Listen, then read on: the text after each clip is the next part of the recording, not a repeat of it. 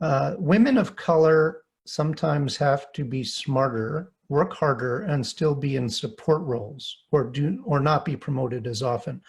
What are ways to address this systemically?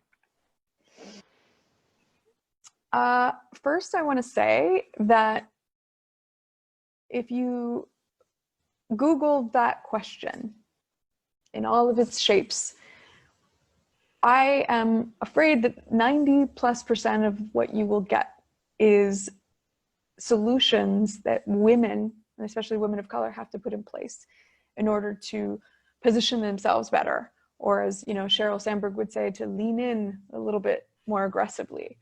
And I would just say that I am not of that school of thought. For example, Black women are getting more degrees than anyone else. We have been leaning in. It has not achieved the sort of outcomes that we should have seen. And we are not what's broken. And I think that that's probably the #1 thing. And when you see solutions to systemic problems like this that put the responsibility on women of color to change, to adjust, to adapt, to bend and mold to what is ultimately a broken system, those are not the solutions that we need to be putting forward and elevating. And so we need to hold the people responsible for the systems that obstruct progress accountable. And those systems are HR, those systems are the C-suite that defines what the workplace looks like and what the culture is going to be and how policies will or will not be enforced. I gave a talk at Microsoft, and within 15 minutes of having finished my talk, there was, I typically stay for as long as I can to talk to everybody who wants to talk to me after a talk. And in that line and in that queue, within 15 minutes of talking to the various different women who came up to me after the talk, I spoke to 2 women who were actively going to work every day with their stalkers because Microsoft did not see fit to enforce basic safety rules to keep the women that work on their campus safe. One of them had actually had her stalker break into a colleague's office, see her wedding invitation, and crash her wedding.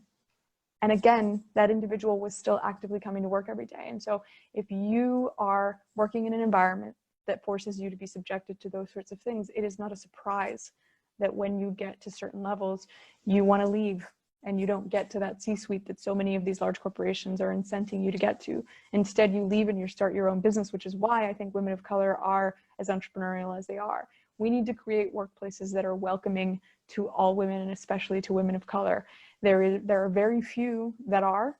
I hired a woman away from Salesforce, and Salesforce has an amazing reputation and has put in wonderful policies in place to curb this very issue.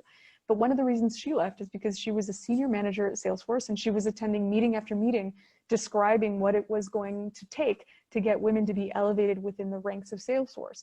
And one of the things that they used as a criteria was to see who are the women that are first in the morning and last to leave in the evening. And she had just had a baby. And her response to that was, if that's how we're going to decide who is a high-performing employee, if it's about who's the first one in and the last one to leave, I have a kid, I'm out. And she left. And so even organizations that are doing well and that have the best of intentions don't seem to be listening to the needs of women, and I would argue men who care about their families. And I think that it's the C-suite and it's the people who define the culture that have to make that change.